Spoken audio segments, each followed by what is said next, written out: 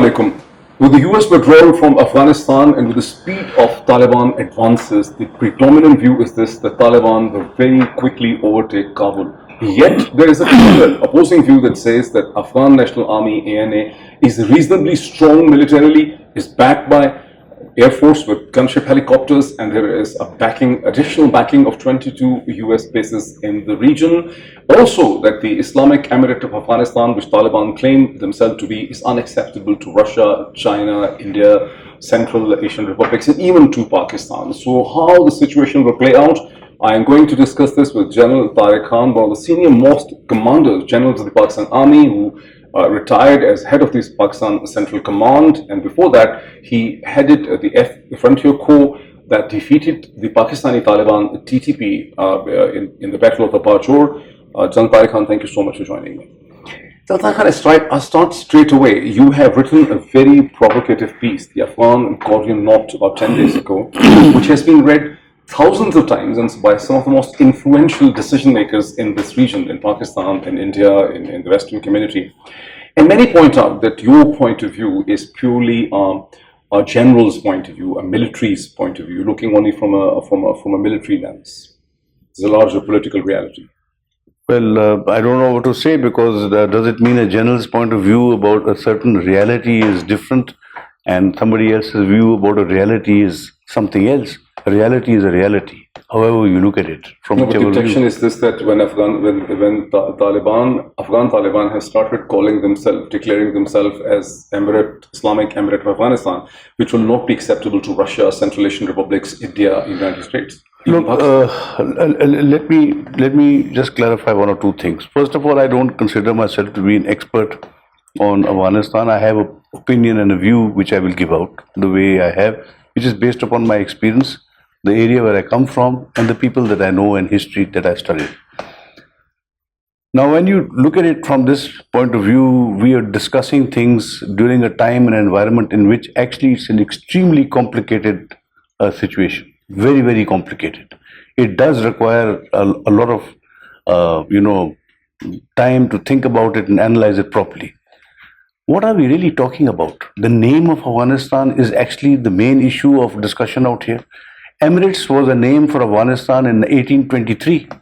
Okay. They were emirs of Afghanistan since 1823 till 1926. So it's a historical thing. Yes, so I don't know what is wrong with people. I mean, what's worrying them about this? But perhaps the thing that when you use Islamic Emirate of Afghanistan... So it's already been called Islamic Republic of Pakistan. So what have they got?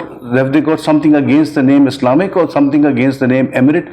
To me, it is an insignificant issue in which we are just... No, but generally it reminds them of the Taliban regime of 96, 97 till 9/11. So what happened in the Taliban regime? They lost control of the country and allowed others to come in, and therefore there was an act of terrorism which may or may not have happened the way it did or unfold the way it managed to. That's what happened. What did the Taliban do to anybody else? No, but it reminds them of lashing, of people being beheaded, of Islamic punishments. I think this is what the worry is, that, this kind of regime would be a threat to the region. All right. We, in Pakistan, we have a hell of a lot of problems. We have the TLP, we have other kind of extremists. I think we should focus and put that right and not worry about what's happening in Afghanistan. That's actually what everybody's worry is. Everyone should look after his own problem. Are you suggesting that we shouldn't be really worrying about how Afghanistan unfolds? Why should we be worried about how Afghanistan unfolds when we are not really relevant in whatever Afghanistan wants to do?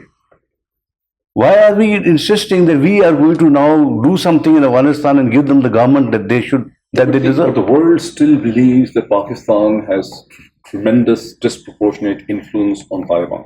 That's not true. And Pakistan doesn't have that kind of influence. I think the world has demonized Pakistan for a long time and now started believing it itself. So this is an unfortunate consequence of some kind of perception that has been developed over the years. But we have been Western allies. We were one of the foremost allies of United States and United Kingdom in fighting in Afghanistan. It's not a question of being a Western ally. There was a United Nations resolution, I think 1377, in which unanimously every country signed it. We were part of it. Either we fought on the side of the Taliban or we fought on the side of the world. So we decided to participate in it. We never participated in Afghanistan, nor did we participate in Iraq, but we did clear up our own areas. Now there is a lot of debate on this. Why did we clear up our own areas? Because we had residual foreigners living in those areas who were doing jihad in Afghanistan, which should not be permitted by any state. How can you allow people to fight from your country? Someone like you who has fought against TTP, the Pakistani version of the Taliban, do you think the TTP and the Afghan Taliban are one and the same? No, I think they're very different. The Afghan Taliban are an outcome of a political disposition in Afghanistan, and they had taken up arms because they feel that they have been occupied by a foreign occupying power. As far as TTP is concerned, these are criminal elements. I mean, you can name them.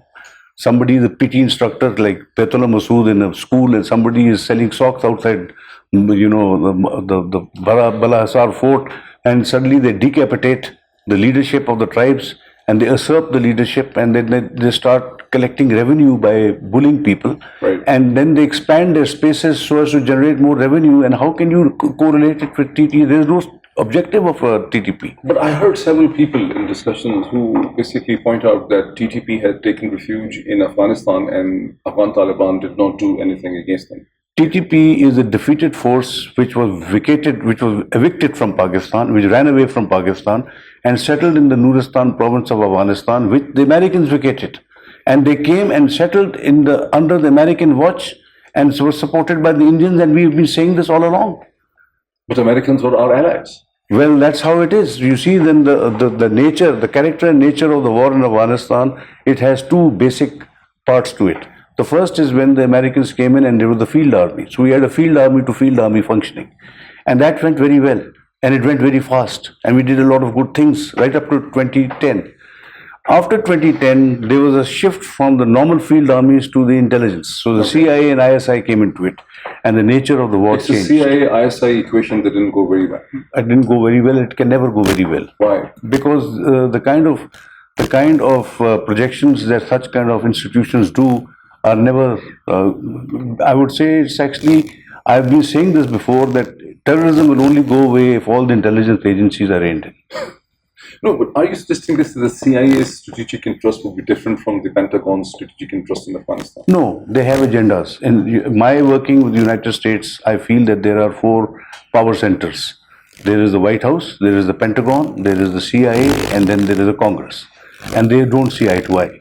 And I know that no, they don't. I had to brief them at different times, at different places, and the other group would be totally ignorant of what we have already said. So we had to repeat the whole brief for them again.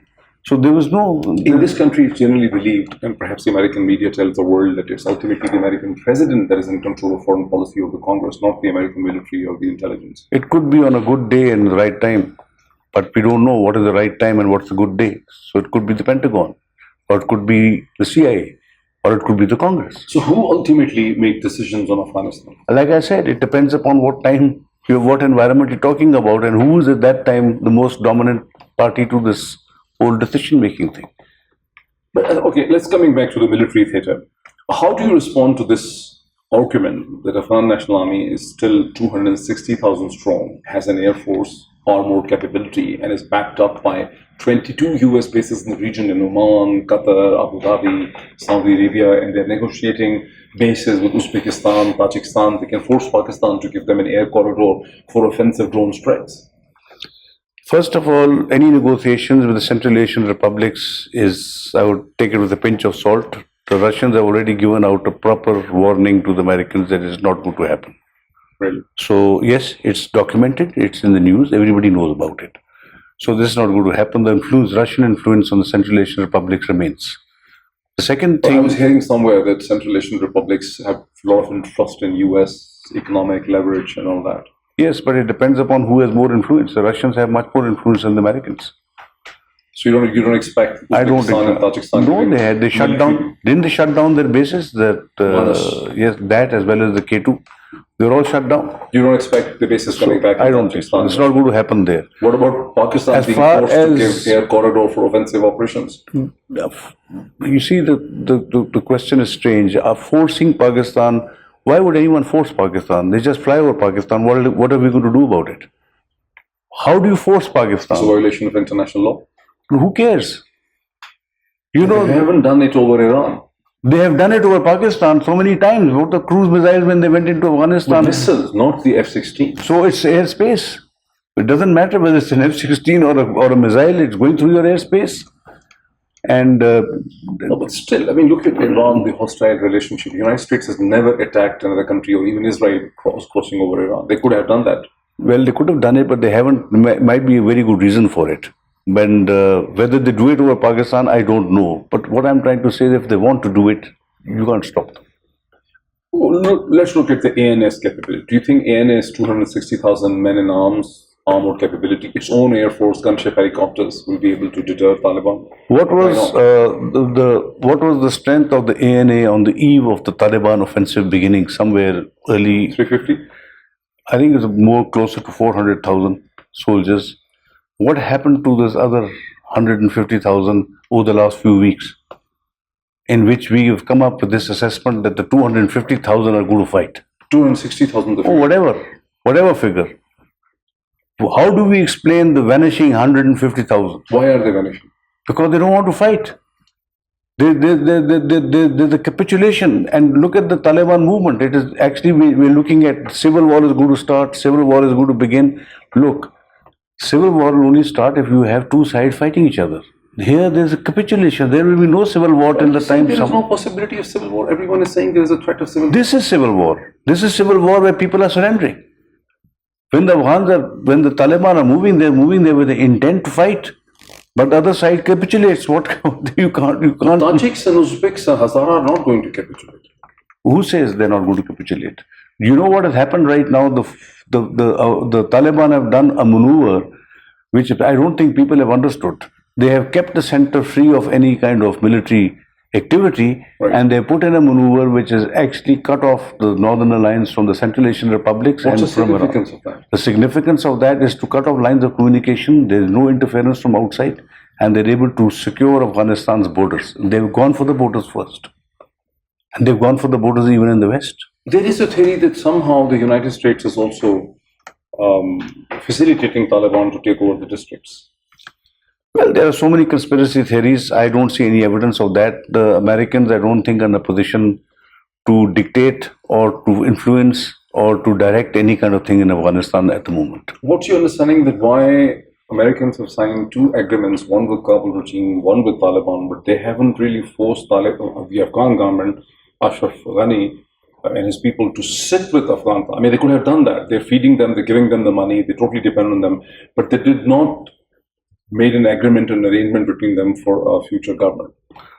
Well, I think the United States was in a haste to leave, and whatever the reasons, and in their haste to leave, they signed an agreement with the Taliban in which there were two very critical things which come out. First of all, they abandoned the Afghan government, because the Afghan government abandoned the Afghan government? The Afghan government is the only... They signed an agreement with the Afghan government of support of $3 billion or something. Well, okay, so they've signed that, but from a military point of view, they have been abandoned. It is the only government in history which is looking forward to a foreign occupation, otherwise they can't exist. So therefore they were abandoned. And secondly, the strategic ally, the Indians, they've been abandoned. So Indians have been abandoned? Of course, Indians have abandoned Kabul. No, Indians have been abandoned. Indians could not have stayed in Kabul without the Americans. So that's why they were the natural spoilers to peace have always been the Afghan government and the Indians, so that the Americans stay. And you have to read it like that. And the Indians had to leave Afghanistan only because the Americans are leaving. It's not that the Indians have abandoned the Americans. The Americans have abandoned the Indians. Some Indian television channels like Beyond do say this, that the United States has betrayed everyone in Afghanistan.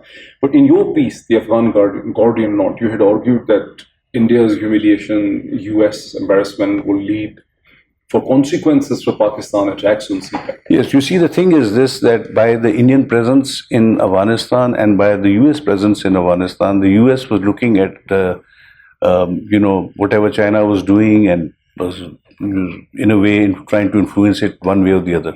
Indians were busy operating against Balochistan and affecting CPEC and things of this sort. Both being evicted from there has made Americans strangers in the region and the Indians curtailed to the Indian territory. No, but Americans are leaving voluntarily. Yes, well, you can call it voluntarily. I would say they're leaving because of the Klashan code that the Taliban carries. But they stayed there for 20 long years. Well, the 21st year didn't suit them then. 20 years was good long enough. Why everyone believes that Afghanistan is a graveyard of the empire, is the British, the Russian, now the Americans? You see, this is another thing which I don't agree with. You don't agree And with like this? I You don't agree with this, that No, I Afghanistan don't. has been... When I took 14 Division into Operation Zalzala, the first thing I told the officers was that we are operating amongst my own people. They are a mass of contradiction. They have murder in their heart and poetry on their lips with a brand new rifle followed by their old wife. By brand new rifle followed by? They change their rifle, but they won't change their wives. Okay. So With an old wife. Yes, so this is this is how they This are. is a cultural description. Yes, so they love music, but they hold musicians in contempt. They love fighting, but they make very bad soldiers. These are the They're bad contradictions. soldiers. Yes. Afghans make bad soldiers. They make very bad soldiers. They're very ill-disciplined. You must be shocking several people. Yes, but this is the reality of it. Now, in this whole process, right from the time of Alexander till today, the Afghans have never stopped anybody. Afghans have never stopped anyone. No, whoever wanted to go through Afghanistan did it. So, when we talk about the British Empire, the British went in there because they wanted to use Afghanistan as a buffer state against Russia. That was called the Great Game. Right. So, in They didn't the go to conquer Kabul. no, they went there to put Shuja, King Shuja, in place of Dost Muhammad, Dost Muhammad was more leaning towards the Russians, so they went in with the mission to bring in Shuja and put him there on the throne, which they did. And But the army was routed. in 1839, yes, and they stayed there till 1942. And when they withdrew, then in that withdrawal, they were routed and destroyed by Akbar Khan. Probably Khyber Pass. Around that place, throughout Jalalabad, basically. Roberts, one of the doctors, returned Yes. alive, and he gave the story. With the tablet in his neck. Yes, but then what happened? It led to the Army of Retribution, which went under Frederick Roberts, I think, who went up to Kabul, and they never even left a tree standing. They Very strong they reaction from the reacted, and they took their revenge.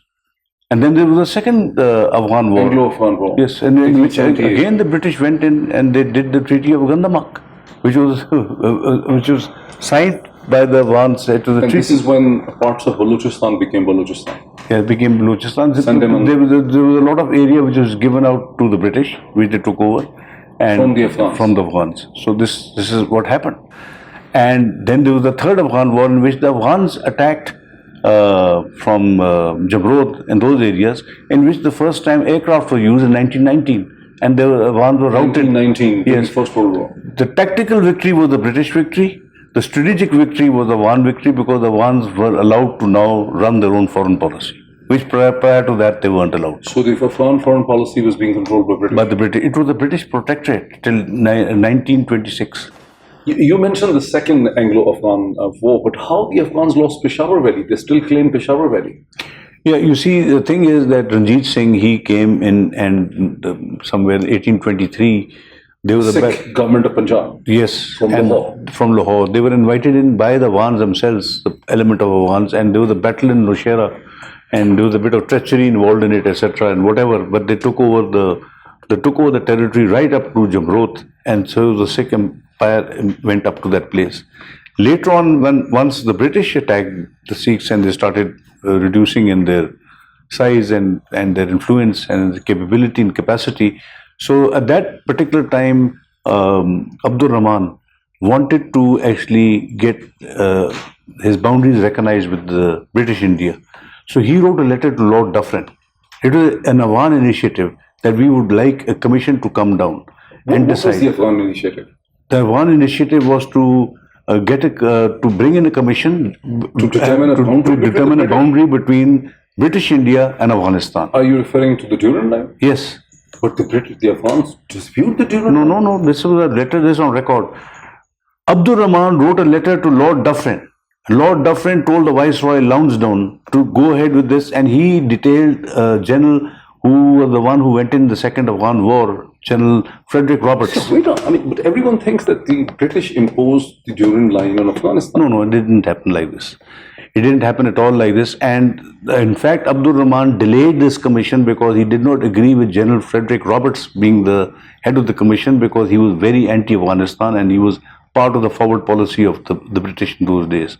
So he was retiring and he wanted to delay it, and he delayed it till he retired. And when Mortimer Durrand came, he was accepted in Kabul, and that's how they had So joined. Mortimer Durrand was welcomed in Kabul. Yes. The Kabul regime at the time accepted the Durrand Line. Yes, and by the way, symbolically, Mortimer Durrand went to Kabul unarmed, without carrying a single weapon. Just Several years ago, Yes, when yes. Hamid Karzai was still the president of Afghanistan, I interviewed him here in Islamabad. Yes. And I asked him that why don't you accept the Durrand Line? He said no Afghan government can accept Durrand Line. Even Taliban didn't accept that. All right. They can come up with all kinds of things. The total Pashtun population of Afghanistan is 15 million. Right? The total population in Pakistan is 36 million. The Pashtun population. Yes. So if there's that heartfelt about joining the two Pashtuns, let's take the Durrand Line towards the 15 million. Now we can't expect 30 million to go there, 36 million. You're saying that we should are you yes, suggesting this, that we should actually I'm telling you, people don't know actually as to what the real ground situation is. This is a larger part of the population, 36 million. Why should these 36 million move to Afghanistan? And if the Afghan refugee is not willing to go back to his own country, and why would you force people to go there?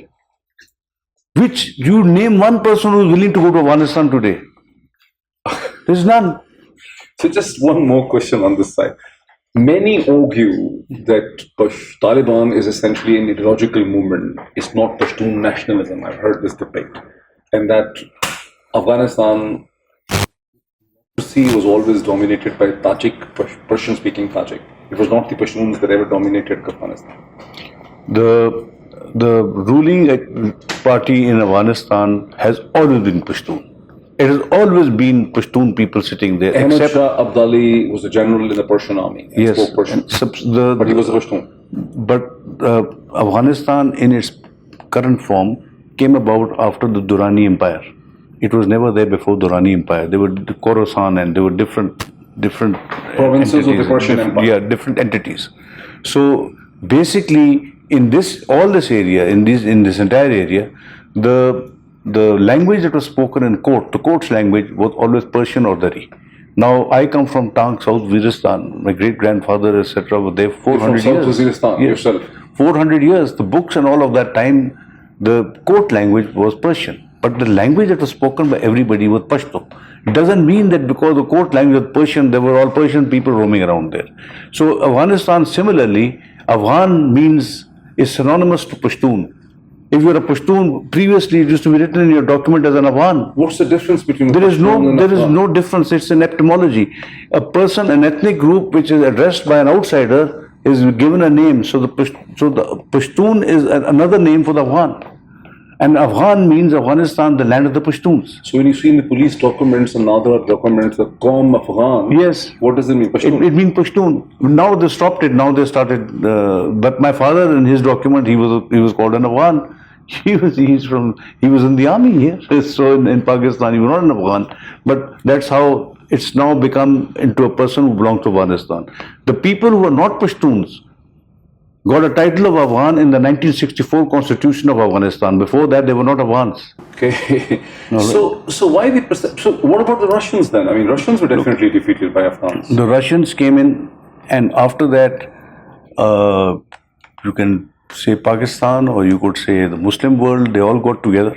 And what about the US? There were billions of dollars which are pumped in, and there was a stalemate which took place. And somewhere around about 1986 or so, the Stinger missile turned up. 2,500 Stinger missiles were brought in by CIA, between 2,000 and 2,500. It led to 266 Hind helicopters being shot down. A total loss of the aircrafts and the Russians that they had were 333 helicopters and 118 fighters. Annoying many people who think that it was because of the spirit of religion and spirit of faith that the I'm telling you the facts the way. You're saying it's because of Stinger. It was because of an American tool. Yes, it was Charlie Wilson. I'm telling you a fact. This is how it happened. Now, if someone wants to say that, it was because of divinity and things of this sort, it's up to them. They can say whatever they like, but this is the ground reality. 2,000 to 2,000, out of which 100 missiles are still available there in Afghanistan, according to CIA. They must be outdated now, or they might have been rewired or whatever they do with these, but they claim 100 are still unaccounted for. Why the Americans have lost the war? The Americans have not lost a single tactical battle in Afghanistan, not one. But after $3 trillion, 20 years, and a number of casualties, I think the Americans made a political decision and not a military one. The military decision would have meant having 150,000 troops and garrisoning them all over Afghanistan. They didn't do that, so they've decided to make a political decision and leave. But there's a lot of confusion why the Americans were in Afghanistan in the first place. Was it to basically fight Al-Qaeda, or was it to basically sit here and monitor the region? I was following this war right from the time of 2001. I was indirectly or directly involved in it in one way or the other. It's the first war in the world which has been going to be recorded in history as a war in search of strategy. So, war in search of? A war being fought in search of strategy. Because this is a question that you asked, that we don't know why the Americans were there, even they don't know why they were there.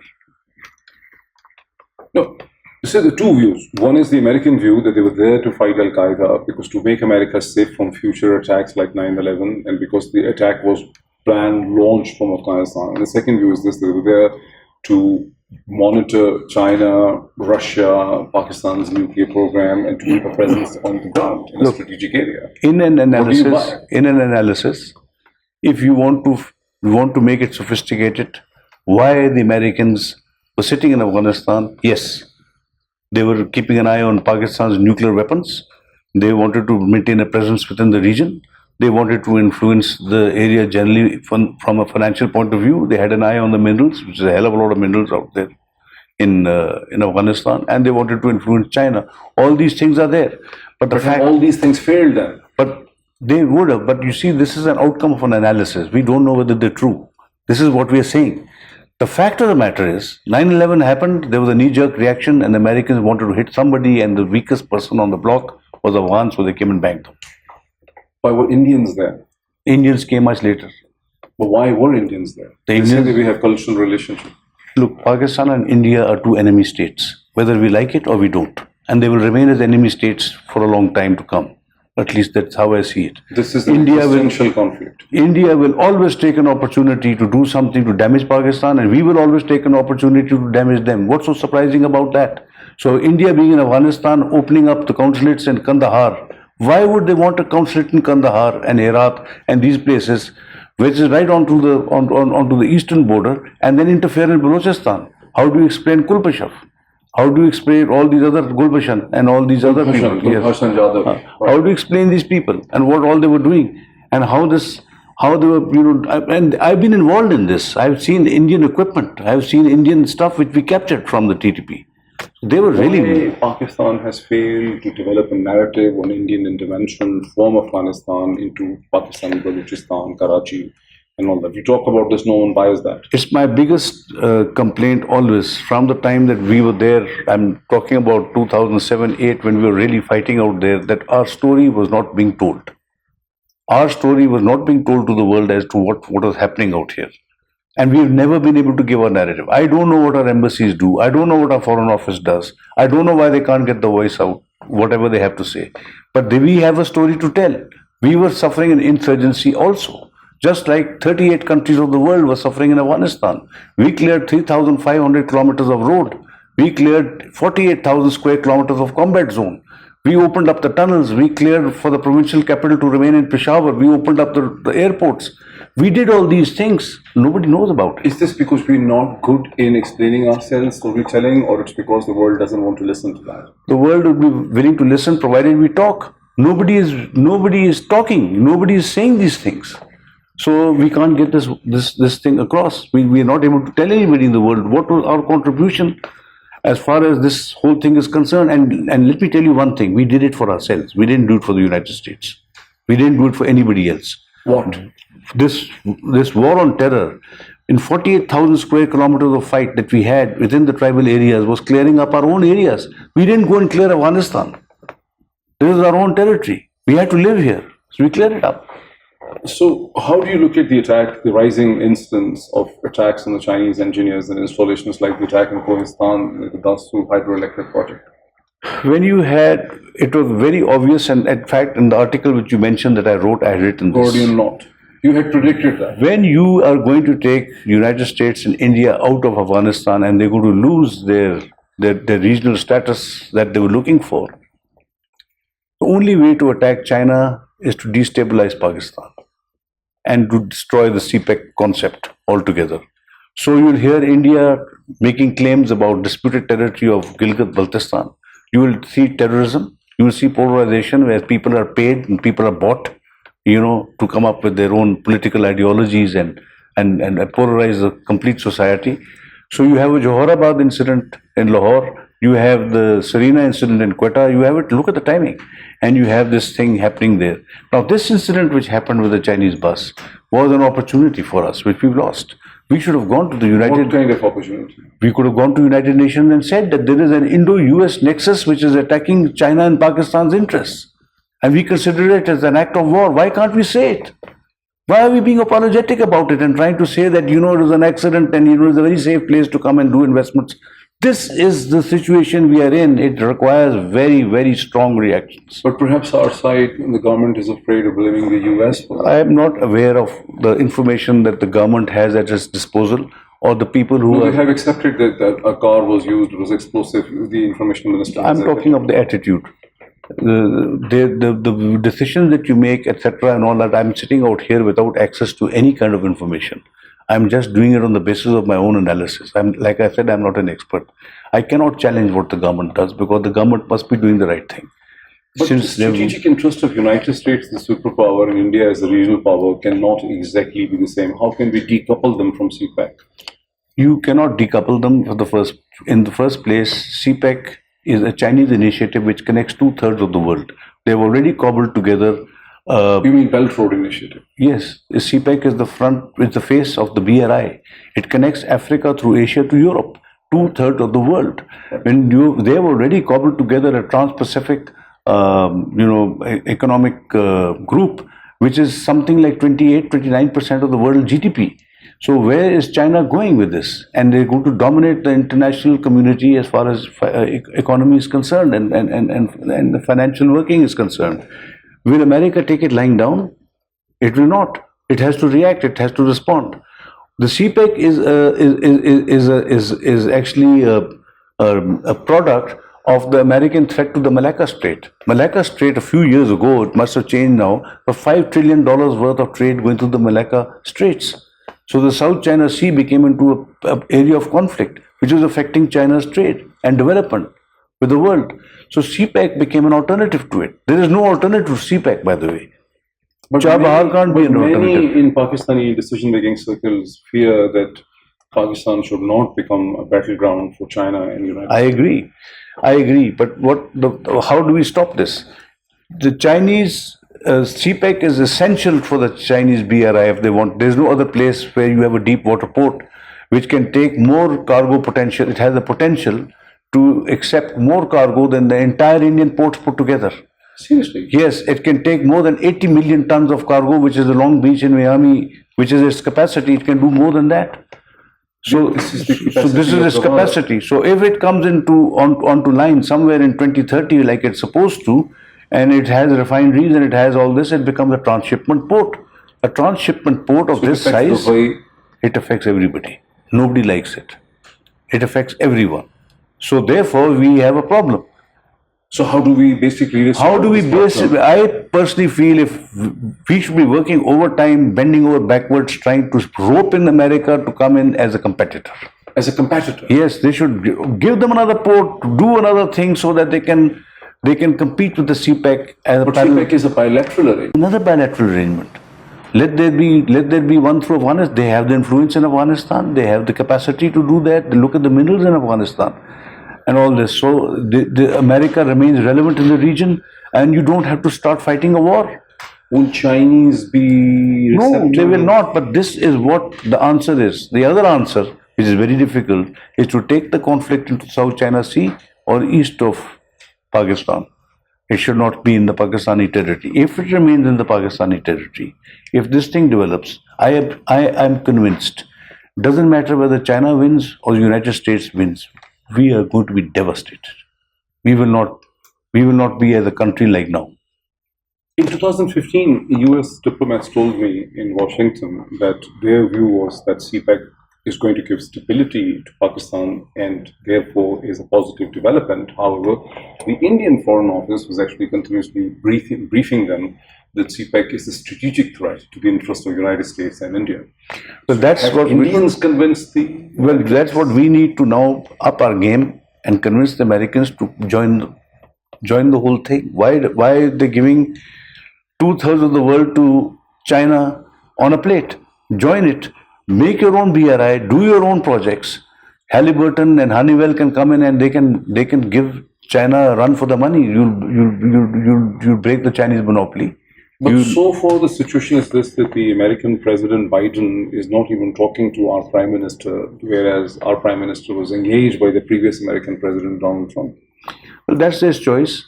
I really can't comment upon why the Americans are doing that or not doing it. Maybe they want us to squeal a little more or to acquiesce a little more or whatever they want. I feel that the government's taken the right stand. Why? There's no need for us to talk to the Americans if they don't want to talk to us. So how do we really sell a bilateral trade thing, CPEC kind of thing? Well, we need to have expos, we need to have people there, we need to send business teams there, we need to educate the people in America as to what kind of gains they will have if they start this business. Right. So just last question, coming back to Afghanistan. How long do you think the struggle between Taliban and Kabul regime is going to continue? Look, according to my understanding, the Taliban have put Kabul under siege already. They have emptied out all fuel vehicles which are going into Kabul and they have stopped fuel supplies. They are hoping for a soft acquittal in Kabul just like everywhere else. And therefore they're putting pressure on so they don't have to fight. The Taliban don't intend fighting in cities like they've already said. They hope the people capitulate. And that's what they're looking for. Why they haven't put as much pressure as they could? Because there's still international presence in Kabul. And once that goes, this will be up, it'll increase. So I think somewhere around about middle of August onwards, you'll see something building up. Tariq, thank you so much. You're welcome.